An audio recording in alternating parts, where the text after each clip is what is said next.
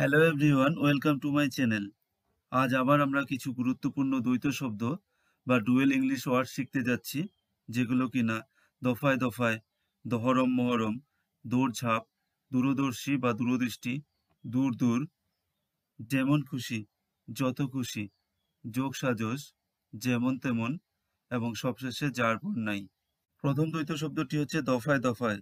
এর ইংরেজি হতে পারে in instalments or by instalments, at intervals or in stages. আমি দফায় দফায় ঋণ পরিশোধ করছি। এর ইংরেজি হবে I am repaying the loan in instalments or by instalments. দফায় দফায় বান্ধবীর অ্যাকাউন্টে 20 লাখ টাকা স্থানান্তর করা হয়েছিল। এর ইংরেজি হবে 20 lakh rupees were transferred to the girlfriend's account at intervals or in stages. পুরো টাকা 3 দফায় দেওয়া হবে। এর ইংরেজি হবে the full amount or entire amount will be paid in 3 instalments. আবার কিছু ক্ষেত্রে দফায় দফায় এর জন্য ব্যবহার করতে পারি আমরা এই ইংরেজিগুলো time to time or successive. উদাহরণস্বরূপ, বাচ্চাটি দফায় দফায় চিৎকার শুরু করে। এর ইংরেজি হবে the child starts shouting from time to time. এই ঘটনার কারণে দফায় দফায় উত্তেজনা ছড়িয়ে পড়ে। এর ইংরেজি হবে due to this incident excitement or agitation is spreading from time to time. দফায় দফায় বৈঠক করেও সমাধান হয়নি বা সমাধান হলো না। এর ইংরেজি হবে the solution didn't come out even after successive meetings. 2 নম্বরে রয়েছে দহরম মহরম, আর এর জন্য আমরা ব্যবহার করতে পারি এই ইংরেজিগুলো ক্লোজ ইন্টিমেসি বা রেসিপ্রোসিটি বা গ্রেট ফ্রেন্ডশিপ। আমি তাদের মধ্যে দহরম মহরম উপলব্ধি করেছিলাম। এর ইংরেজি হবে I realised a close intimacy between them. একসময় এই দুই পরিবারের মধ্যে বেশ দহরম মহরম ছিল। এর ইংরেজি এইভাবে হতে পারে once there was very close intimacy between these two families. এই দুই দেশ সবসময় তাদের মধ্যে দহরম মহরম বজায় রাখে। এর ইংরেজি হবে এইভাবে these two countries have always maintained reciprocity or great friendship between them. এবারের শব্দটি হচ্ছে দৌড়ঝাঁপ, যার দু রকমের মানে হতে পারে। একটি হচ্ছে খুব কাজের মধ্যে থাকা, আর একটি হচ্ছে সত্যি সত্যি দৌড়ঝাঁপ করা।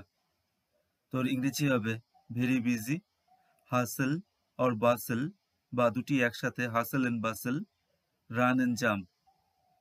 উদাহরণ হিসেবে, সে কাজটি নিয়ে খুব দৌড়ঝাঁপ করছে। এর ইংরেজি হবে he is very busy with the work. আবার এভাবে হতে পারে he is in the hustle and bustle with the work. আমার আর দৌড়ঝাঁপ করার বয়স নেই। এর ইংরেজি এইভাবে হতে পারে I am past my age to do any hard work. আবার এভাবে হতে পারে I can't tolerate any hustle and bustle at this age. বাচ্চারা সবসময় দৌড়ঝাঁপ করতে পছন্দ করে। এখানে এর ইংরেজি এইভাবে হতে পারে children always like to run and jump. এবারের শব্দটি হলো দূরদর্শী বা দূরদৃষ্টি, যার ইংরেজি হবে ফরসাইট বা লং সাইটেড। তারা দূরদর্শিতার বা দূরদৃষ্টির সাথে তাদের অবসরের পরিকল্পনা করেছিল। এর ইংরেজি হবে দে প্ল্যান্ড দেয়ার রিটায়ারমেন্ট উইথ ফরসাইট। যদি তুমি আরো দূরদর্শী হতে, তবে তুমি নিজেকে অনেক ঝামেলা থেকে বাঁচাতে পারতে। এর ইংরেজি হবে if you had been more long sighted you could have saved yourself a lot of travel. সে নিজেকে পরিণত এবং দূরদৃষ্টি সম্পন্ন দেখিয়েছিল। এর ইংরেজি হবে he showed himself to be mature and long sighted. এবারের শব্দটি হচ্ছে দূর দূর। ভয়ে যখন আমাদের বুকের ভিতর দূর দূর করে, তখন আমরা ব্যবহার করতে পারি এই ইংরেজিটি কুইক প্যালপিটেশনস। আবার অনেক সময় আমরা কোনো কিছু দূর দূর করে তাড়িয়ে দেই, তখন আমরা ব্যবহার করব এই ইংরেজিগুলো ড্রাইভ বা শু। এবারে কিছু বাক্যের ইংরেজি দেখে নেওয়া যাক।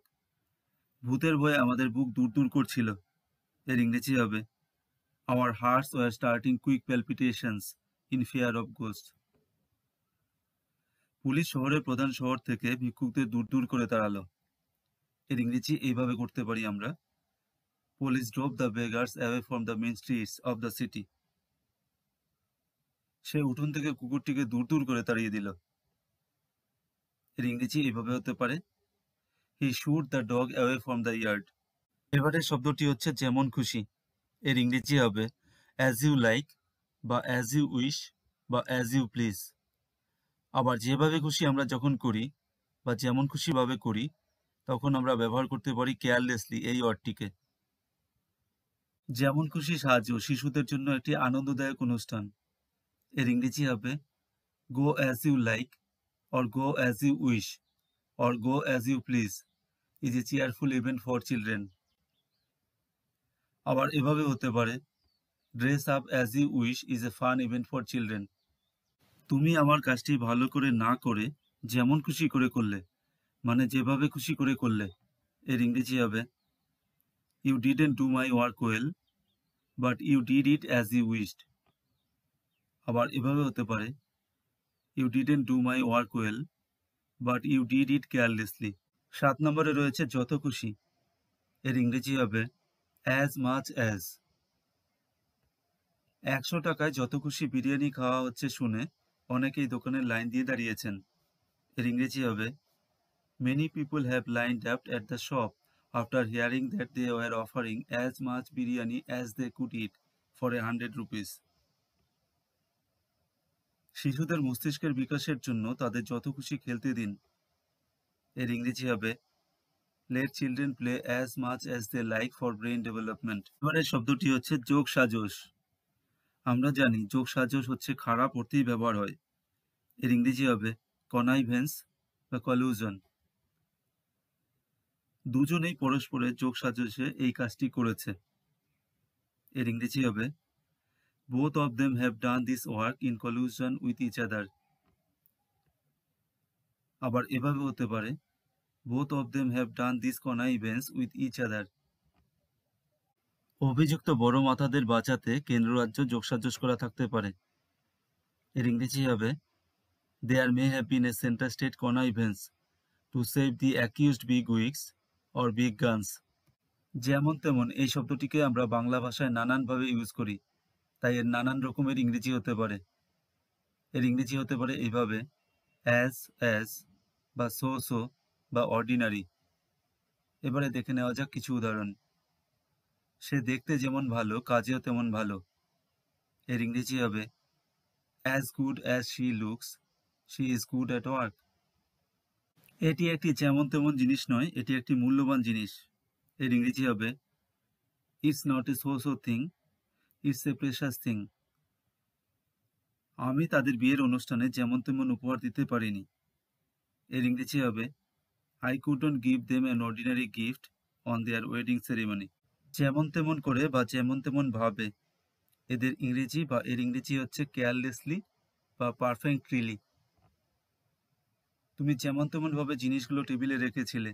এর ইংরেজি হবে you perfectly kept or put the things on the table, or you carelessly put or kept the things on the table, or you kept or put the things on the table in a haphazard way. আমি যেমন তেমন করে রান্না করিও না এবং খাইও না। এর ইংরেজি হবে I never cook and eat perfectly or imperfectly.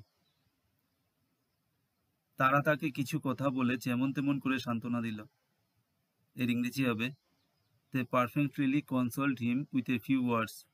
সবশেষে রয়েছে যার পর নাই, যার মানে হচ্ছে ভীষণ বা অত্যন্ত। এর ইংরেজি এইভাবে হতে পারে ভেরি, বা সো, বা টু, বা এক্সট্রিমলি। সে তোমার উপর যার পর নাই ক্ষুব্ধ। এর ইংরেজি হবে He is very angry with you, or he is extremely angry with you, or he is furious with you, or he is infuriated with you. আমরা এই পুরস্কারটি পেয়ে চারপর নাই খুশি। এর ইংরেজি হবে We are beyond happy to receive this award, or we are too happy to get this award. বা এভাবে হতে পারে We are delighted or overjoyed or elated to obtain this award. পরবর্তী ভিডিওর জন্য অপেক্ষা করো। Thanks for watching, have a great day.